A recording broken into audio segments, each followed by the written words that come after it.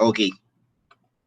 So these are the common ratios when it comes to analyzing the financial statements of banks. Last meeting, I told you to do the following calculations: return on equity, efficiency ratio, NPL ratio, and the loan to deposit ratio, LDR. This is called the simple bank, and everything here is highly simplified. The left side of the balance sheet is your assets, the right side is your liabilities and equity. Then you have the income statement, starting off with interest income until its net earnings, the profit or loss. Okay? So what did I ask you to calculate? Number one is the return on equity. Return on equity is calculated as the net income over average equity. What is net income? The net income of this bank is 560,000 pesos. Equity, the average equity, that's 4 plus 13 in 2017, 4 plus 15 in 2016. So 4 plus 13 is 17, 4 plus 15 is 19. The average of the two is 18 million. 560,000 divided by 18 million, the earnings is only 3.8, sorry. The earnings is only 3.11% of the equity investment. So put yourself in the point of view of the common stockholders. You have invested, say for example, 100 pesos. The profit for the year is only equivalent to 3.11% of that amount. So if you invested 100, you just earned 3.11 centavos. Okay? 3.11 centavos lang ang kinita nyo sa bawat piso ng puhunan.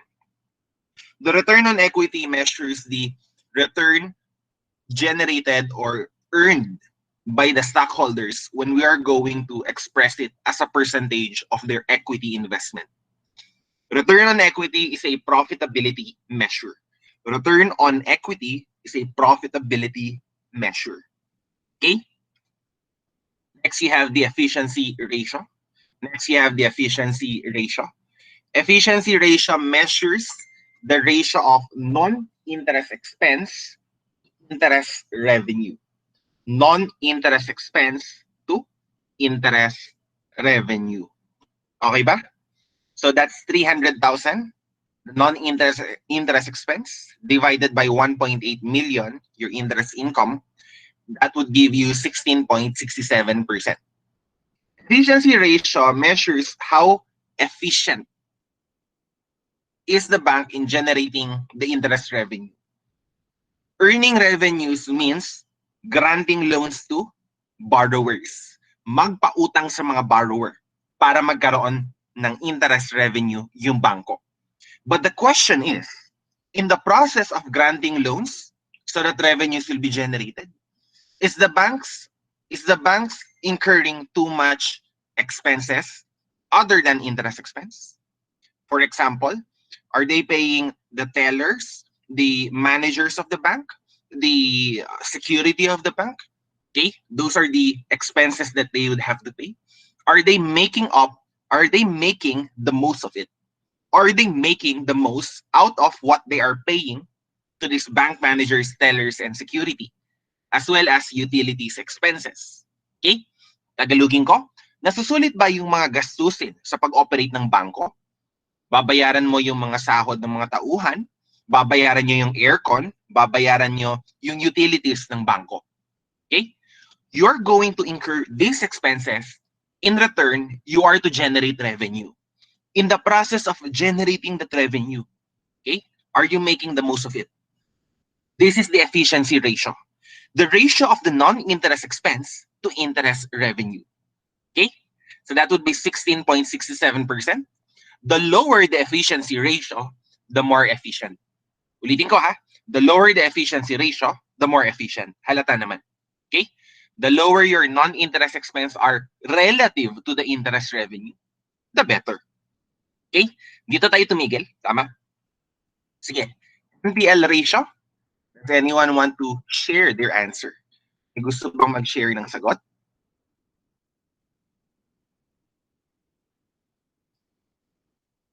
NPL ratio.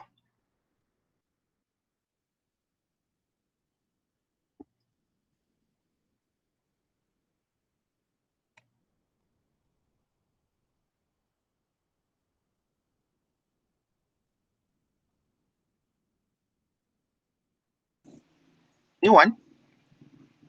Anyone want to share his or her answer? Okay, Mr. Shi. Okay. Mr. Shi prefers dito lang sa ano no, chat. Okay, that's 10 over 123, 8%. 10 over 123, 8%. So this is only for 2017. Tama. That's 10 over 113. Okay, dapat 123. Tama, 123. Oh, 10 over 123. So the total loans receivable, this is a receivable from the point of view of the bank, is 123. Out of those loans, 10 million out of 123 million is considered non-performing. Non-performing loans ratio is the ratio of non-performing loans to the total loans. Non-performing loans is 10 million. Total loans is 123 million. 10 over 123 is again 0.13%. Very good. Okay.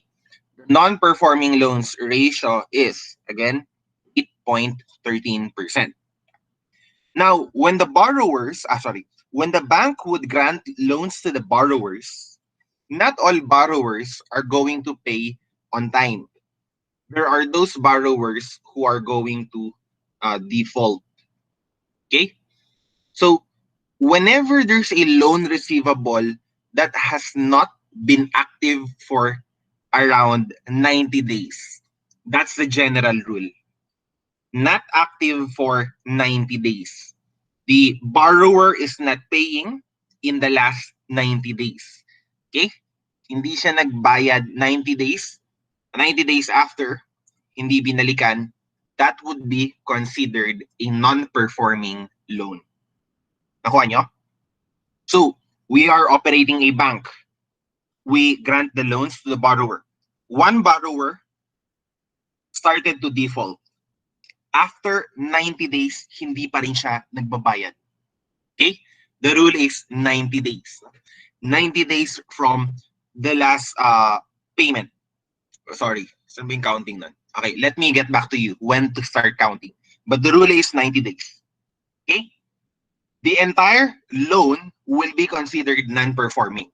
Not only the portion that's not paid, kunyari may installment na hindi bayad, hindi lang yung installment na yun, but the entire loan. Okay? I hope that's clear. A non-performing loan is a loan not paid for 90 days, not active for 90 days. So non-performing loans would be very dangerous to the banks if their ratio to the total loans is getting higher. Okay, 8.13%. Out of 123 million, 8.13% of the loans are not active. We call that non-performing loans. They haven't been paid for 90 days, at least 90 days. So that would be a danger to the bank. Okay? We prefer a lower non-performing loans ratio. If the non-performing loans ratio is getting higher and higher, it will threaten the survivability of the bank. Okay? So that's a non-performing loans ratio. You can think of this as mamaya na. I'm going to make an analogy later on. How about this one? Loan to deposit ratio. Anyone share their answer? Loan to deposit ratio.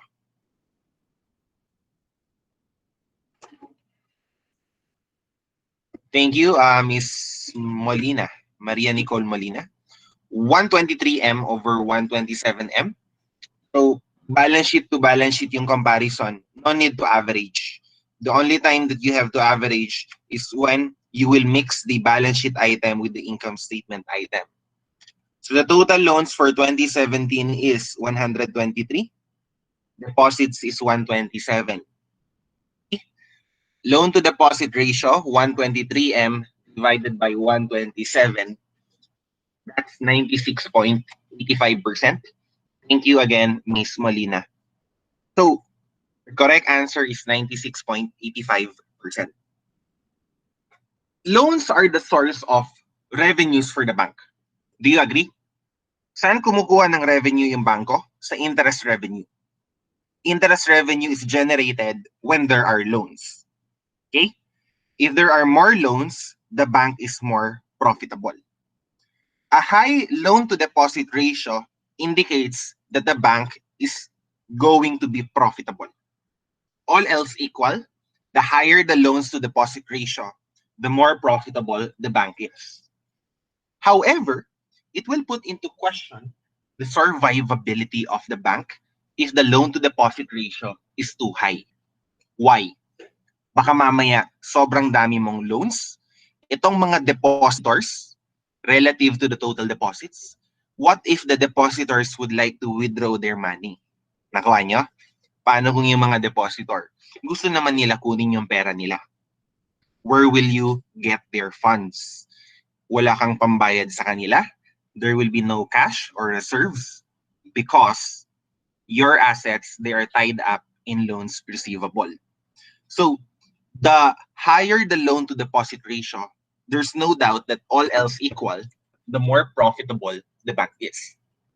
But if it is too high, it puts into question the liquidity or solvency of the bank. Okay? Solvency or liquidity of the bank. So we would prefer a lower loan to deposit ratio if we're talking about liquidity. A low loan to deposit ratio is not profitable, but it is safer. Okay, rule of thumb. The ideal loan to deposit ratio is around 80%. This is too high. 96.85% is too high. The ideal loan to deposit ratio would be 80%. So, paano kapag masyadong mataas yung loan to deposit ratio? Kumikita ka ba? Oo, you are earning. You are profitable. But the fact is, you have too much loans, and if the depositors would like to withdraw their money, then where are you going to get the funding? Pinautang nyo yung pera nila. Okay? If the loan to deposit ratio is low, it is safer, but it is less profitable. Masyadong marami yung deposits compared to the loans. Is that safe? Yes, kasi konti lang yung nanghihiram, marami kang cash. Pero baka mamaya naman, hindi ka na kumikita dahil konti lang yung loans mo. Okay? Loan to deposit ratio is the ratio of total loans to total deposits. The higher, the more profitable, but riskier. You can threaten the solvency of the bank. The lower, the safer, more solvent. However, it is less profitable. You have to balance the effects of both. Rule of thumb, the loan to deposit ratio should be around 80%. The loan to deposit ratio should be around 80%. Now, the next thing that I would like to talk about is the capital adequacy ratio. Capital adequacy ratio measures a bank's available capital expressed as a percentage of a bank's risk-weighted credit exposure. I repeat, capital adequacy ratio measures a bank's available capital expressed as a percentage of a bank's risk-weighted credit exposure. Now, whatever calculations we're going to make here, the purpose is to protect the depositors. The purpose is to protect the depositors. I would like you to imagine. Imagine nyo yung balance sheet ng bangko. Okay? Imagine the balance sheet of the bank represented by this account. In the left side, you will have the assets. Left side, you have the assets. In the right side, you have debt and equity capital, as well as deposit liabilities. So remember in our balance sheet a while ago, yun, left side, you would see the assets. In the right side, note that most of the funding comes from the deposit liabilities. If we put our money in the bank will have deposit liabilities. It is really a very large amount compared to other items. Okay? So individually, we may have very small cash balances.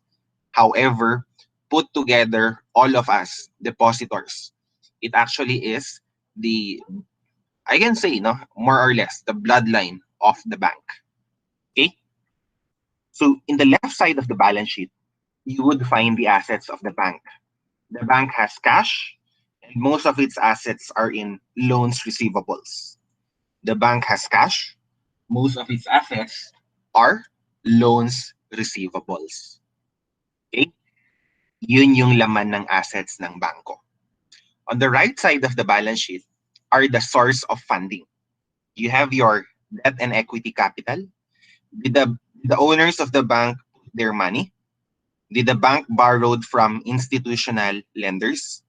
Meron siyang mga bonds payable. Meron siyang mga common stocks, preferred stocks, what have you. That would be the source of funding. But majority of the funding comes from us, depositors. Yung mga depositors, nagbibigay tayo ng pondo doon sa banko every time we deposit. Okay, ito yung tanong ko sa inyo. In your deposit account, how much interest are you currently earning? Okay, how much interest are you currently earning? What rate of interest? Kung sino man may pondo dyan, just give me a rough estimate.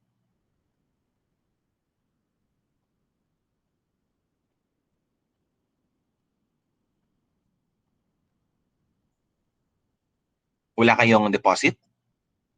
ATM? Time deposit? Kaya no, sa banko. What's the interest rate that you are earning? Annual.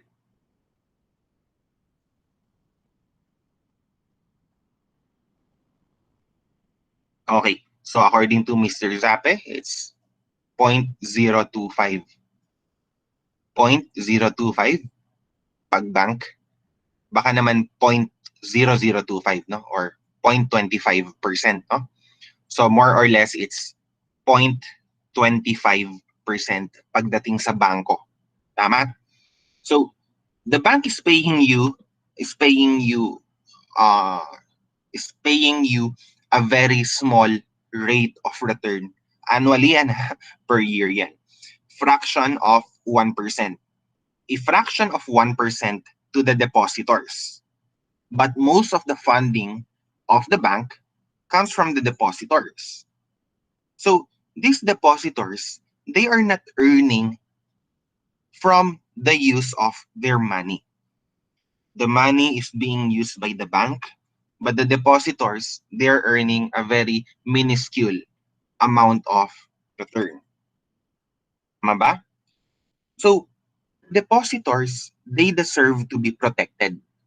Dapat yung mga depositors, they should be they should be they should be protected when the bank will go bankrupt.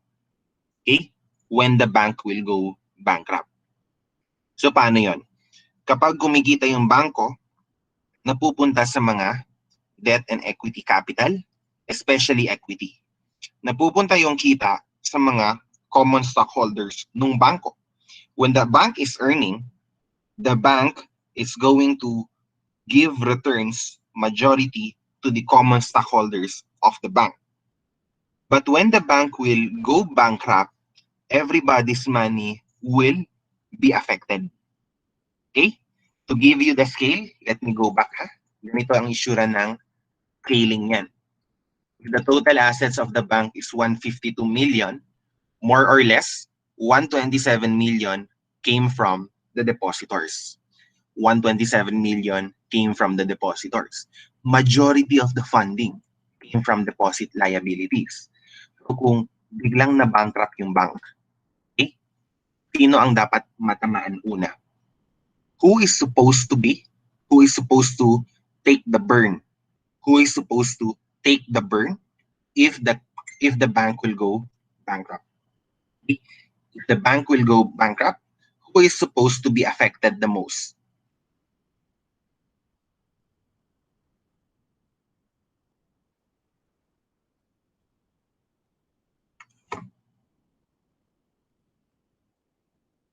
Okay. Siyempre, yung kumikita, siya yung dapat matamaan kung nalugi. No? If you are benefiting from the returns, you should be benefiting from the losses. You should be the one affected by the losses. So we would want to protect the depositor because the depositor is innocent here. The depositor is not putting the money in the bank to earn. The depositor is simply there to put their money in the bank in order to save it. Okay? Hindi naman kumikita si depositor. So at all costs, we have to protect the depositor. If the bank will go bankrupt, who should be affected? If there is a burn in the bank, if there is an issue in the bank, it should flow to the capital providers other than the depositors, especially the common equity holders.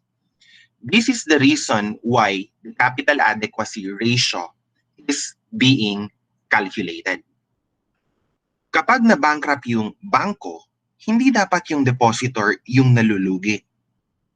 Kapag mababankrupt yung bangko, hindi dapat yung depositor yung malulugi. Okay? Dapat, kapag nawala yung assets ng bangko, nalugi yung mga loans. The borrowers were not able to pay the loans of the bank. Who should be affected first? The common equity holders, not the depositor. The depositor's money should be as safe as possible. Okay? So who should take the burn should be the bondholders, preferred and common stockholders, but especially the common stockholders. Okay? Sila yung nakikinabang kung kuminta yung bangko.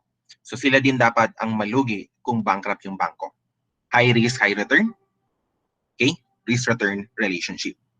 So the capital adequacy ratio is the ratio of capital to the risk-weighted assets. Okay? Capital to the risk-weighted assets. What's the risk-weighted assets? The risk-weighted assets is the potential amount of loss. It's the potential amount of losses when we liquidate the bank. So, lugi na yung bangko, isasara na.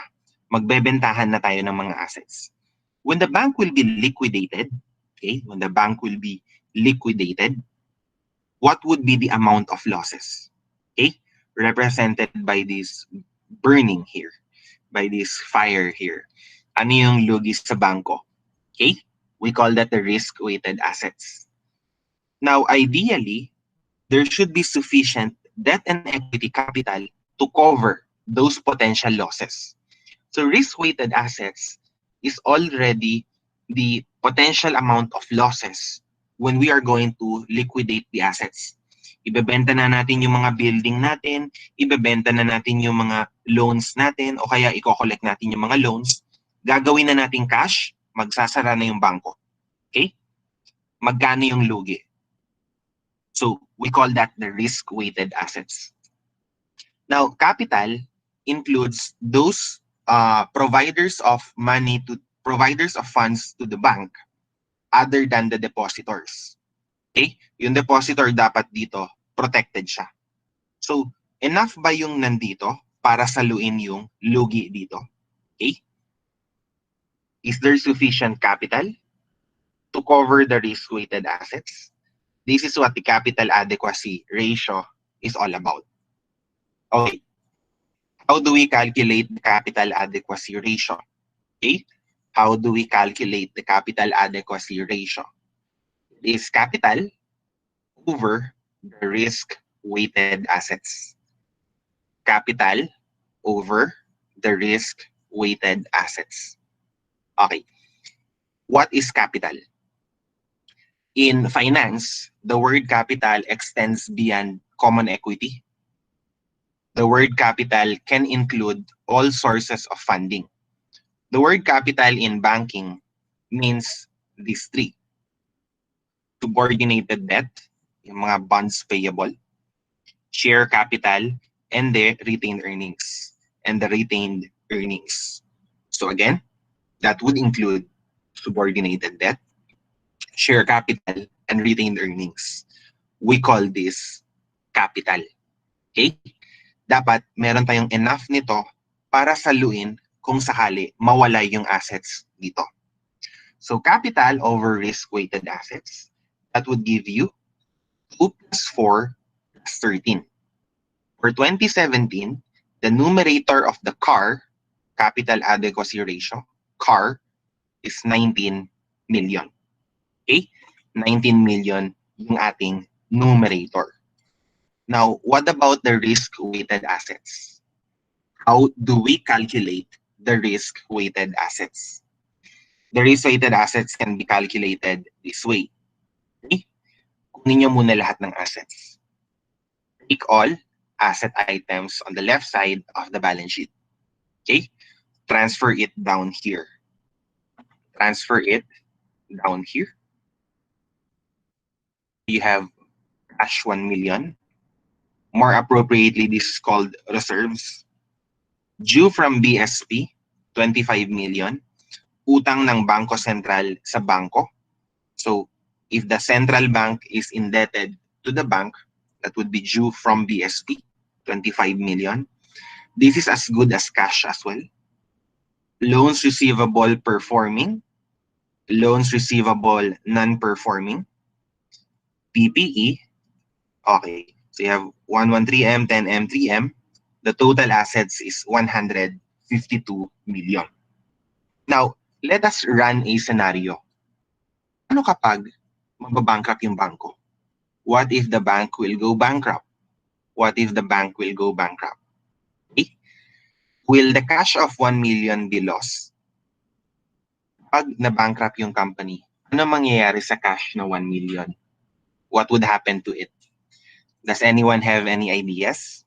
What would happen to the cash when the bank will go bankrupt? Sir, will that cash be the Tier 2 capital used as a revaluation reserve to pay off the No. debt?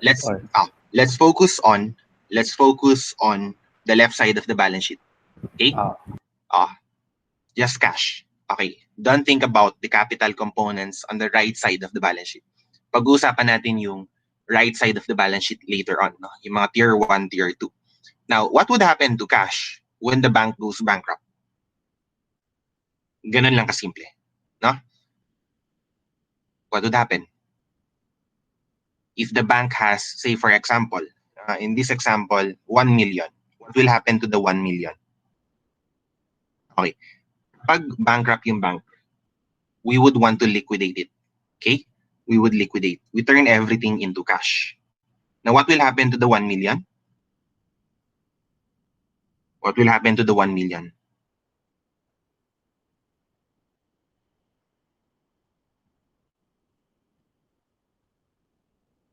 Okay, the answer is very simple. What would happen to the 1 million?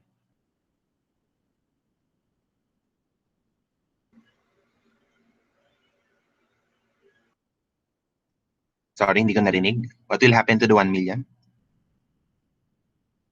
What will happen to the 1 million? Yun lang. Okay, so let me answer that. The 1 million will still be 1 million. This is cash. You want to turn everything into cash. Now, is cash cash? Yes, cash is already cash. Because cash is already cash, you do not need to sell it for it to become cash because cash is cash. So basically, the risk of cash disappearing would be as good as zero. The risk of cash would be zero. Okay lang? Okay. Due from BSP. Utang ni BSP sa bangko. Do you think it will disappear? Is there a risk that the BSP will not be able to pay the bank?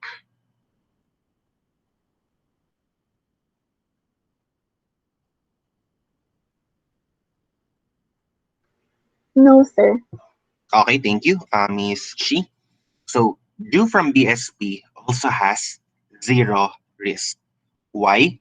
Because it is highly unlikely that the central bank will not make good of its dues. Okay? Magbabayad naman kung kanino siya may utang. Central bank yan, no?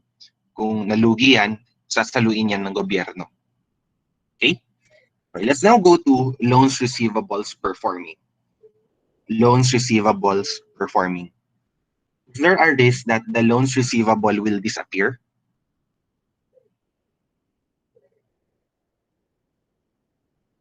Is there a risk that when we are going to try collecting the loans receivable o kaya ibenta natin sa iba, we'll just sell the receivable to someone else?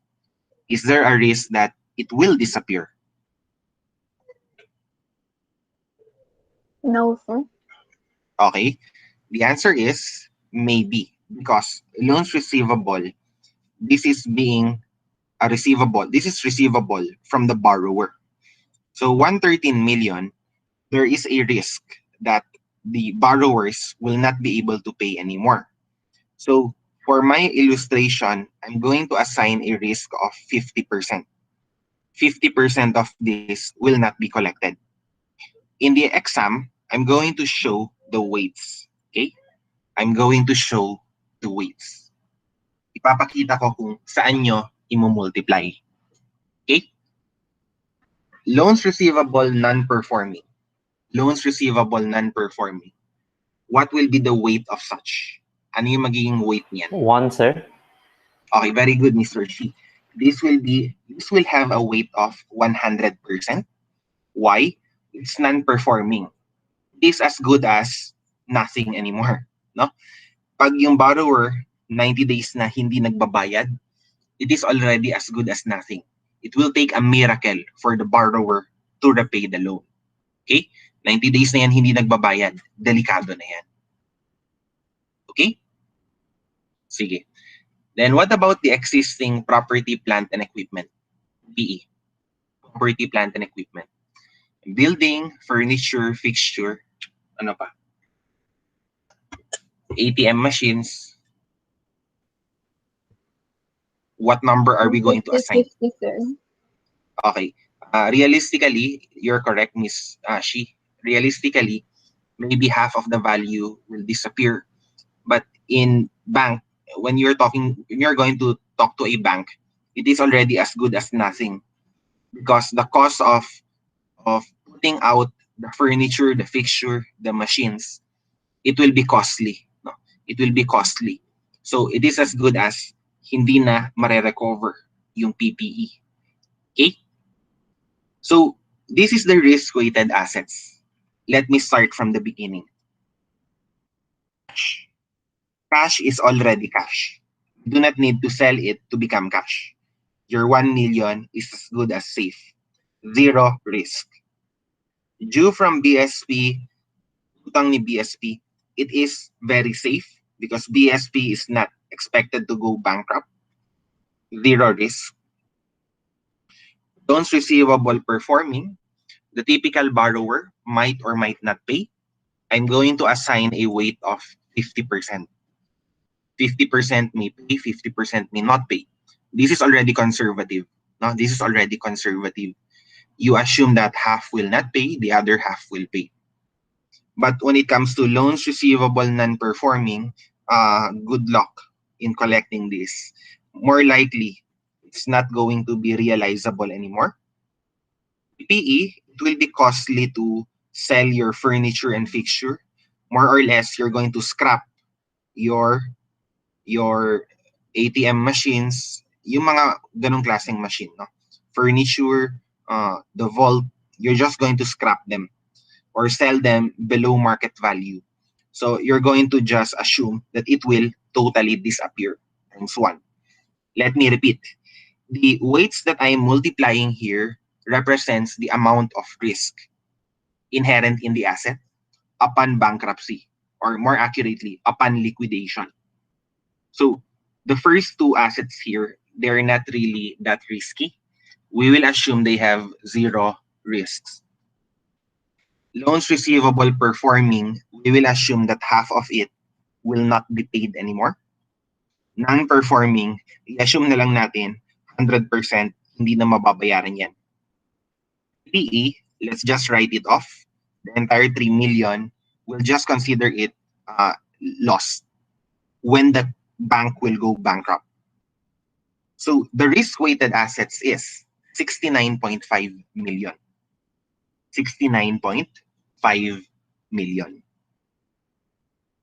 So let me repeat. capital adequacy ratio. Capital adequacy ratio is the ratio of capital to risk-weighted assets. So we do not want the depositors to shoulder any losses when the bank will go bankrupt. There should be sufficient capital to absorb those potential losses. When the bank will go bankrupt, these assets will be liquidated, they will be sold, and in the process of selling these assets, there will be losses. Okay? To be more graphic about it, let me go one slide earlier. Okay? Let me go one slide earlier. When it comes to the balance sheet of the bank, you have your assets on the left side, liabilities and equity on the right side. Okay? Unfortunately, majority of the assets are funded by depositors. These ordinary people, we the depositors, we deserve a safe bank. Now, when the assets will be sold due to some unfortunate event, the bank will be considered bankrupt and liquidated. As much as possible, the depositors should not bear the losses. Why? Because the depositors are just here to deposit the money, not to earn from the bank. It is these people here, itong nasa ilalim, especially equity, the common stockholders who are the owners of the bank. They are the ones who are earning in operating the bank. But when the time comes that the bank will go bankrupt, everybody will feel the loss. That is unfair. If the equity participants are the ones who are earning from the bank, they should be the one to experience the total loss in case that the bank will go bankrupt. So if you're going to visualize it, any losses during the liquidation of the bank should accrue to these people here, not to the depositors. Okay? Am I talking sense? I just want to confirm. Say yes or no. Baka mamaya hindi na kayo nakakasunod. And if ever you think that hindi nyo maintindihan, please tell me where I'm going to repeat. Okay, sige. So far, yes yung mga nakikita ko. Okay, so thank you for confirming, ha? Thank you very much for confirming. So when there are losses, the liquidation of assets, it is these people who should absorb it. So there should be sufficient capital to absorb these losses. There should be sufficient capital in the event of liquidation to absorb these losses. That's what the capital adequacy ratio is all about.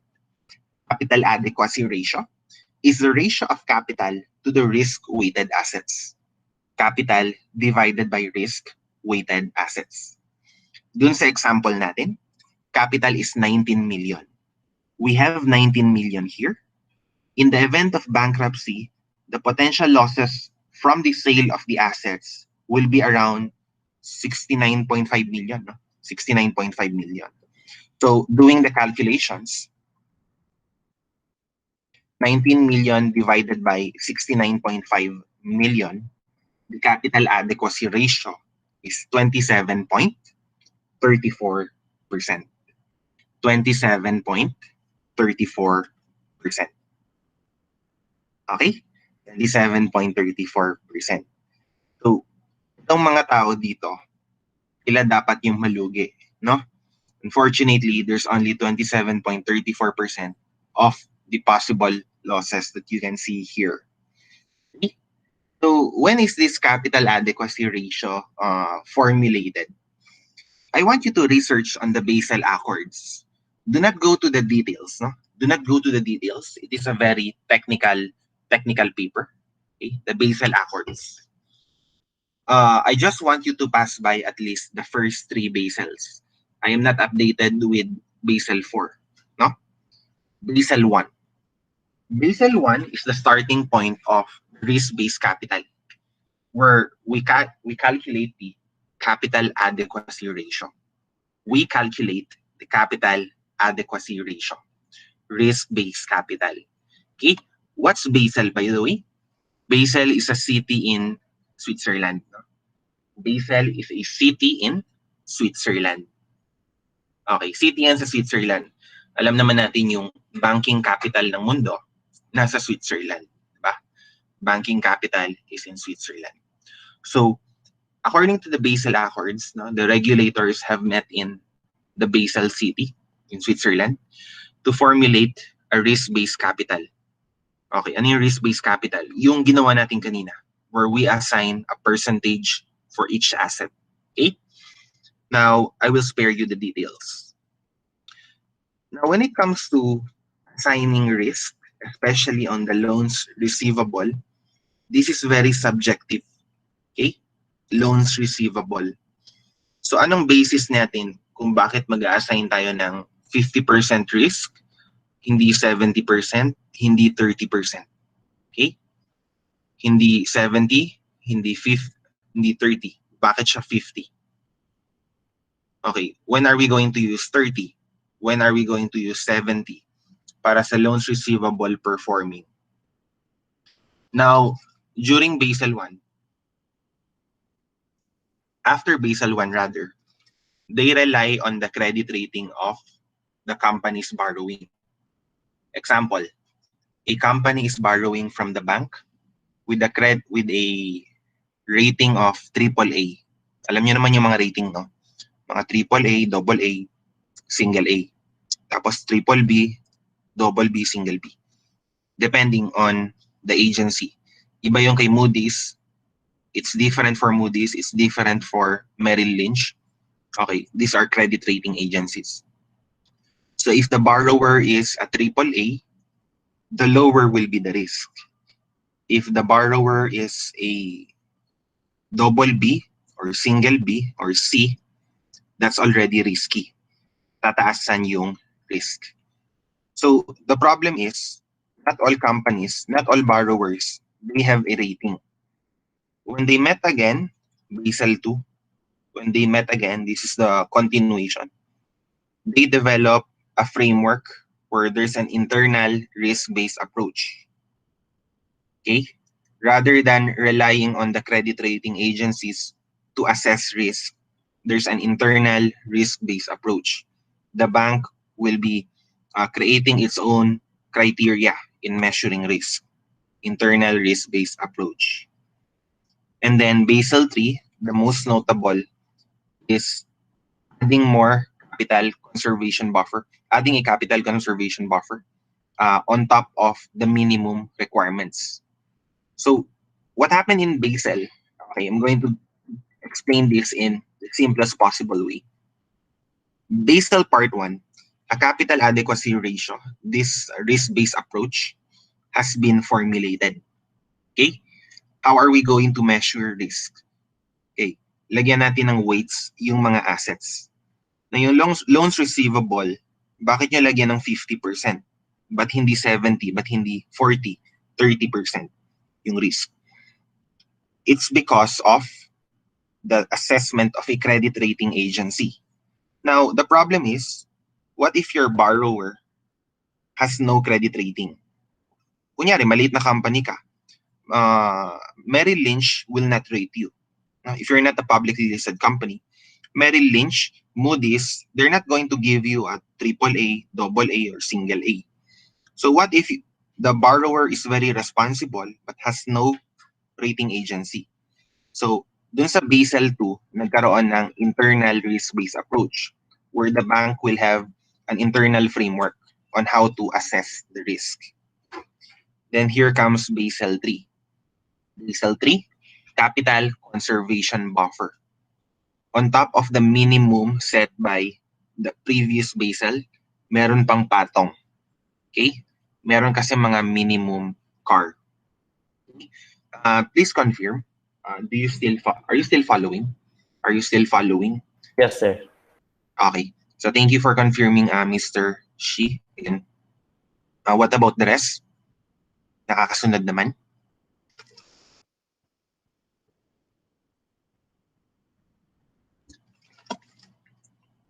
Okay. Thank you for confirming, ha. It really means a lot to me.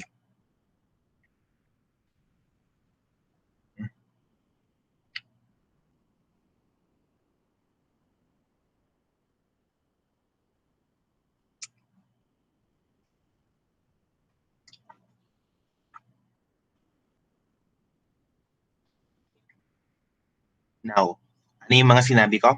Number one, I want you to study the broad overview of the basal accords 1, 2, and 3. Aralin nyo yan, ha?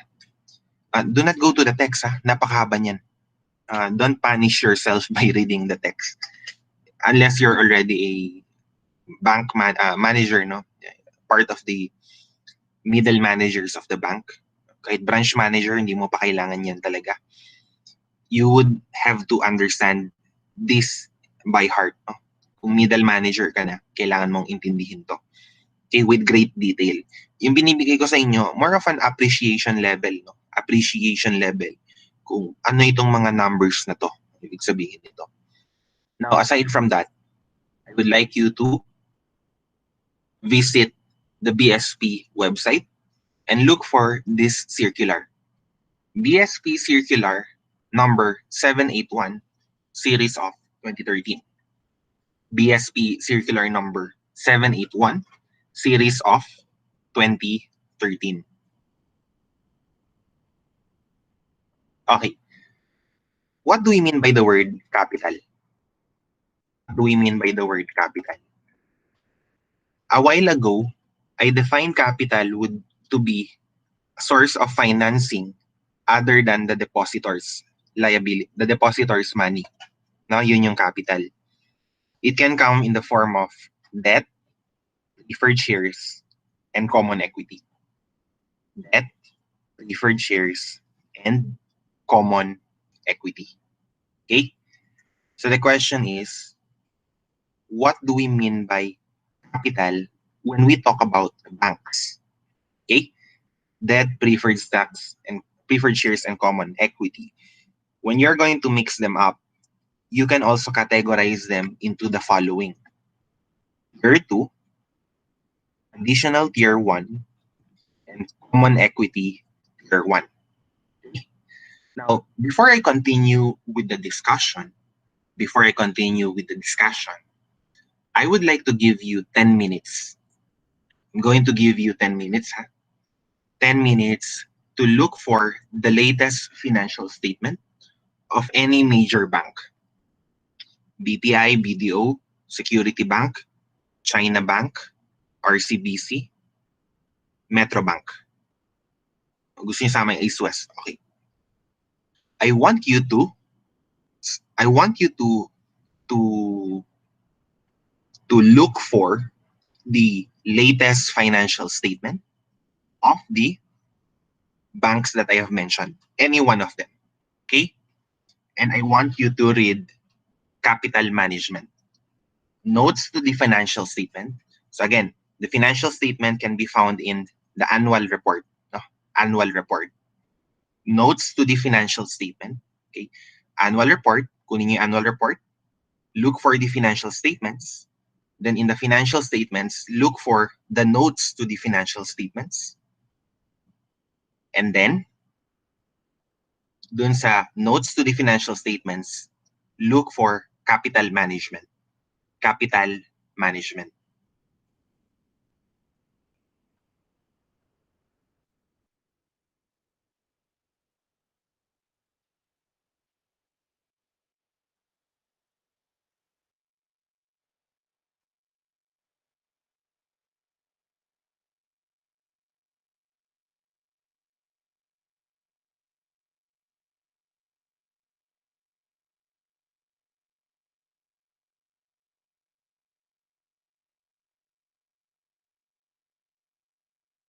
Okay, I have typed the instruction.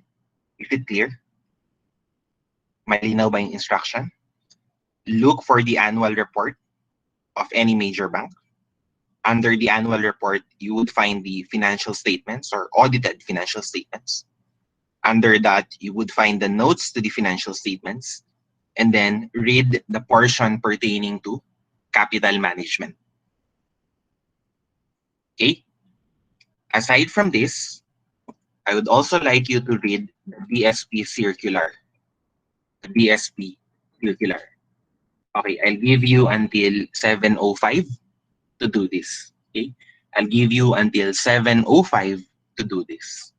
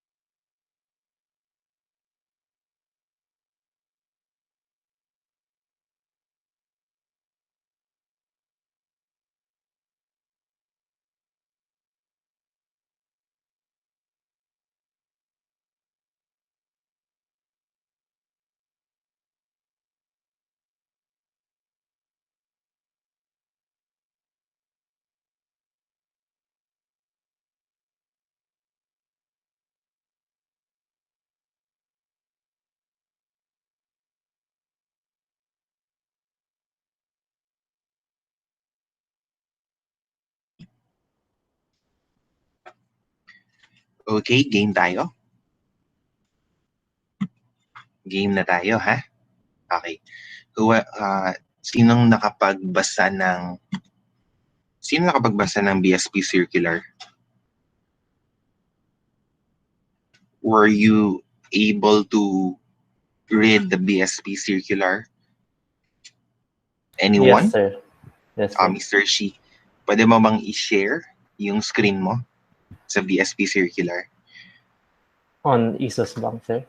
How do I share the screen, sir? Nasa lower right corner, nakikita mo, you are presenting. Sorry. Yeah. Present now, nakikita mo? Yes, sir. Yeah. And just present the tab. Choose the third option. Present now, a tab. And then show to us the tab. Yes, sir.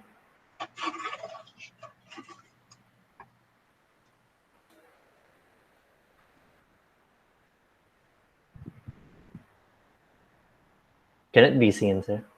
Yeah, kita namin. Okay. So, I mean yung BSP circular. Yung Nabasa BSP mo ba? circular. Yun muna. I read the BSP circular 2 years po, sir. The group complied with this. Okay, okay. Sige. You may read that out loud. Sige nga. That Starting paragraph. from the January 1, sir. No, yun lang. Effective. Okay. Effective January 1, 2014, the group complied with BSP issued circular number. Enlarge mo. Is it? Sorry. Enlarge mo na. Yan, okay na. Sige. So, effective January 1, 2014. So, the group complied, or the Isos Bank complied with BSP issued circular number 781, Basel III, implementing guidelines on minimum capital requirements, which provides the implementing guidelines on the revised risk-based capital adequacy framework, particularly on the minimum capital and disclosure requirements for universal banks and commercial banks, as well as their subsidiary banks and quasi-banks, in accordance with Basel III standards. The circular sets out a minimum common equity Tier 1 Set 1 ratio of 6% and Tier 1 capital ratio of 7.5%. Also introduced a capital conservation buffer of 2.5% comprised of CET1 capital. The BSP existing requirement for total CAR remains unchanged at 10%, and these ratios shall be maintained at all times. Should I continue, sir? Yeah.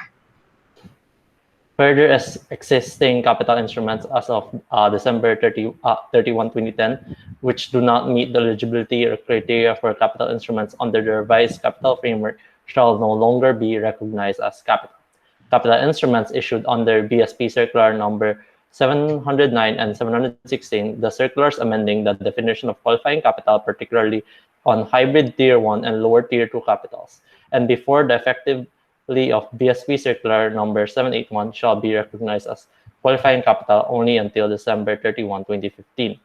In addition to changes in minimum capital requirements, this circular also requires various regulatory adjustments in the calculation of qualifying capital. On June 27, 2014, okay na po. Okay na. So, thank you, Mr. Shi. Ano yung bangko mo? East West Bank po, sir. East West. Okay. Can you show the figures? No, do not. Enlarge pa rin. Ayan. Para kita namin, ha? Hindi kasi. Enlarge pa rin. Zoom in. Okay. Sige. So, look at the ratios. Ano yung mga ratios? Can you give me a summary? The CET1 capital ratio is, as of 2019, it's 10.37%, and the parent company is 10.65%. As for the Tier 1 capital ratio, the consolidated is 10.37%, and the parent company is 10.65%. As for the total capital ratio, it was able to go over the requirement of 10%, which they have a 12.95%, and the parent company has a 13%, which exceeds the requirement of 10%. Okay. So thank you, Mr. Shi. Any other bank? Sino namili ng Metrobank? Anyone? Metrobank. Should I stop sharing na po, sir? You may. Thank you, Mr. Shi. Okay. Okay, Thank you, sir. thank you for sharing that. Sino nakapili ng Metrobank? Anyone? Oh, anyone? Metrobank. Walang Metrobank? Sige, BDO. Siguro naman may BDO. Sinong pumili ng BDO?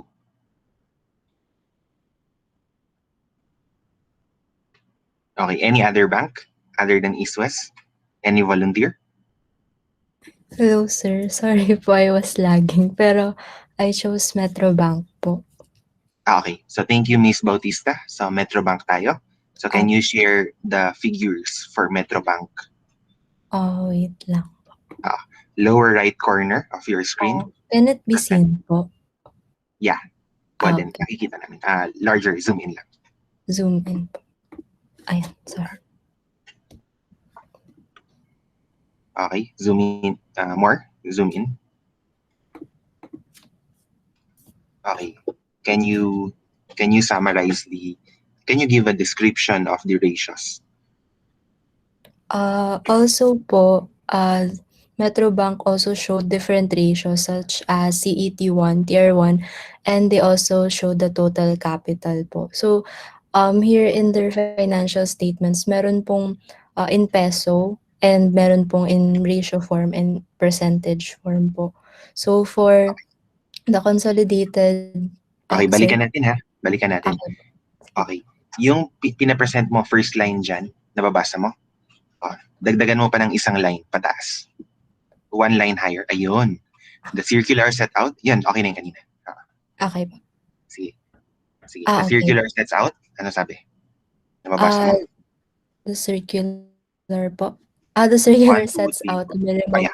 common equity tier 1 or CET1 ratio of 6% and tier 1 capital ratio of 7.5%, capital conservation buffer of 2.5% comprised of CET1 capital and total capital adequacy ratio or CAR of 10%. Okay. These ratios shall be okay. Okay. Sige. Thank you, Miss Bautista. Now, did Metrobank complied? According to their capital management po, yes po, they did. Oo. So, ano yung mga nabasa mong set 1 ratio sa baba? 16 Set point? 1 ratio po. 16.19% po and 14.13 for the parent company. Okay. That's way above 6 plus 2.5, no? 6 plus 2.5 is 8.5. Okay? So, what about the Opo. tier 1 capital ratio? For the tier 1 capital po, it's way above din po. Since it's 16.9, 14.13 compared to the 7.5 po. Okay. Pag total capital ratio? For the total capital of 10% po, they also exceeded quite a bit po for both. So thank you, Ms. Bautista, no, for demonstrating the compliance of Metrobank. So Mr. Shi has demonstrated that, has presented to us that East West complied, Ms. Bautista, for Metrobank. Okay? And all of your banks, if you can relate, mga gumamit ng BDO, BPI, o kung ano man bangko dyan, no? You would notice that they have complied. So okay na ako, Ms. Bautista, no? Ako naman mag-present ngayon. Thank you for sharing. Thank you po. Okay. So ako naman mag-present ngayon, ha? So, a while ago, ayan. Loading. Ayan. So, a while ago, was talking about the formula of the capital adequacy ratio. Capital adequacy ratio is the ratio of capital to risk-weighted assets. The word capital can mean three things. Ano-ano yung meaning ng capital? Number 1, only the common equity tier 1. Yun yung first na binigay kanina. Common equity tier 1. Number 2, all tier 1. And number 3, tier 1 plus tier 2, we call that total capital. Okay? So, anong meaning ng capital dito? It can mean three things. Number 1, only the set 1, common equity tier 1. Number 2, all of the tier 1 set 1 plus additional tier 1. Yun yung pangalawa. And the third one is all capital, both tier 1 and tier 2. Okay? We're looking for the ratio of capital to risk-weighted assets. Okay? Ratio of capital to risk-weighted assets. According to the BSP Circular Number 781, series of 2013, these are the minimum. You have to categorize first what we mean by capital. Is it only the common equity tier 1? Is it the combination of common equity and additional tier 1? Or is it the combination of tier 1 and tier 2 in total? Nakuha nyo? Okay. So, tatlo. Tatlo yung meaning ng capital dito. Pero pag sinabi kong capital, it's understood to be the total of the three. But there are three variations. Ito lang, si common equity tier 1. Then, the sum of these two, common equity and additional tier 1. And then, the sum of the three, all capital, both tier 1 and tier 2. Okay. According to BSP Circular Number 781, series of 2013, okay, the minimum ratio to the risk-weighted assets of all of these three, ano yun? Baka nakalimutan nyo. Ano yung minimum ratio? It should be, what's the minimum ratio? CAR is less, should be greater than 10%. Okay, thank you, Mr. Shi. No? That's the total of the three to risk-weighted assets should be at least 10%. Okay? How about the rest? For the total tier 1, additional tier 1, and common equity tier 1, ano yung minimum? 8.5%, 6 and 2.5. Okay. Hindi pa yun. Ano pa yun? Ay. Ano pa lang yun? Set 1 yun. Asset on Yung total tier 1. Anong minimum yan? Di ba binigay 7.5? Tama? Okay. Yes, 7.5. Okay. 7.5%. Okay? And then, if we say capital is only common equity tier 1, it should be at least 6% plus the capital conservation buffer of 2.5%. Okay? So, ilang minimums meron? Okay, thank you, Mr. Shia. Ang dami mo ng contribution. How about the rest? Ilang minimums nakikita nyo? Anyone? 3, sir. Tatlo. Okay. So, thank you, Mika or Micah. Okay. So, tatlo. Okay. Ilan yung kailangan nyong bantayan? How many ratios do you need to watch out for? How many ratios do you need to watch out for? Is it all po? All the three. Okay, you can argue that it should be all. But do you agree that when this ratio is being complied, the second one is automatically complied?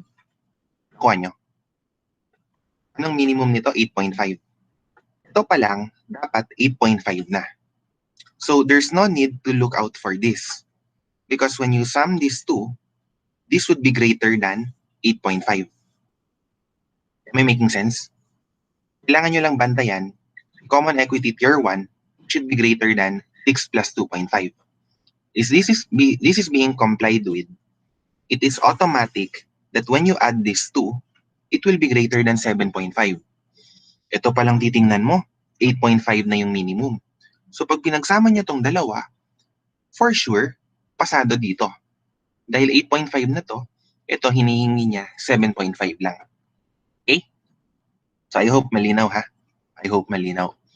And then when you combine the three, common equity tier 1, additional tier 1, and tier 2, when you add the three, divided by the risk-weighted assets, it should be at least 10%.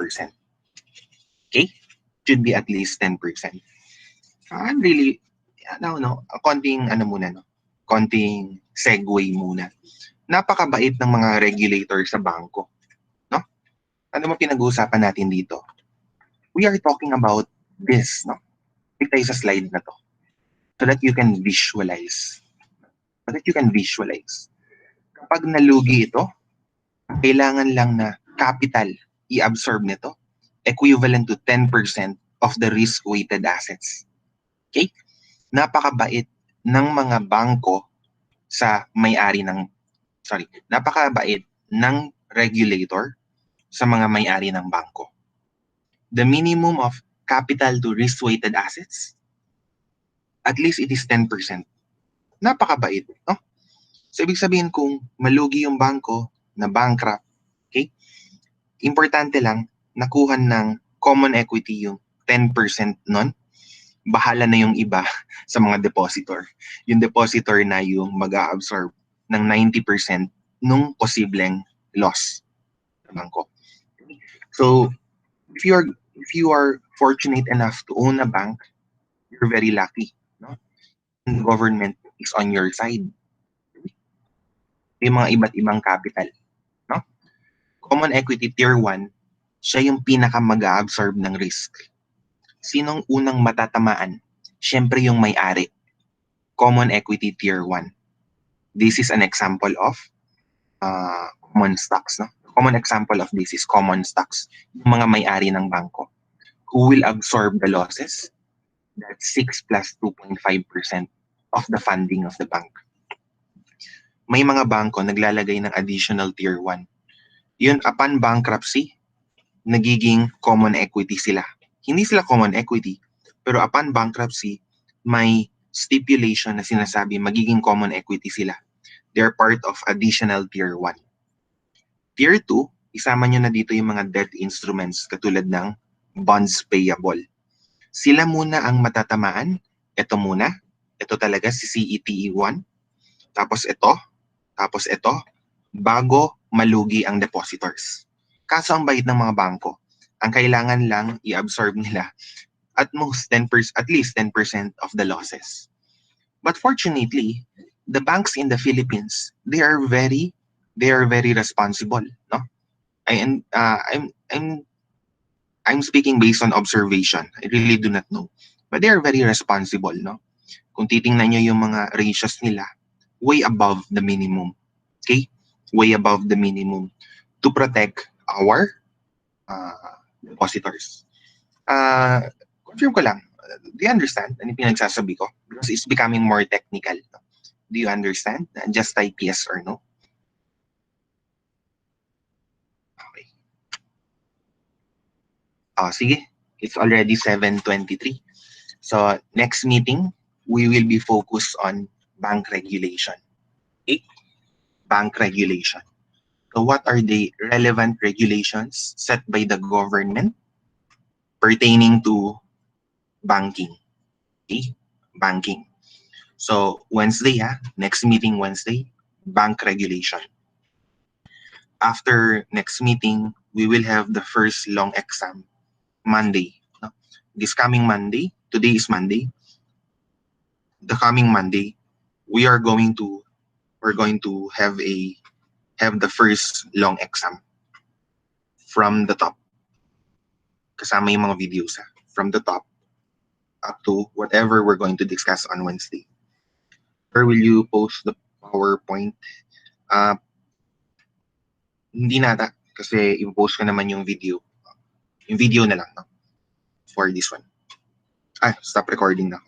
Okay, stop recording. Any more questions before we adjourn?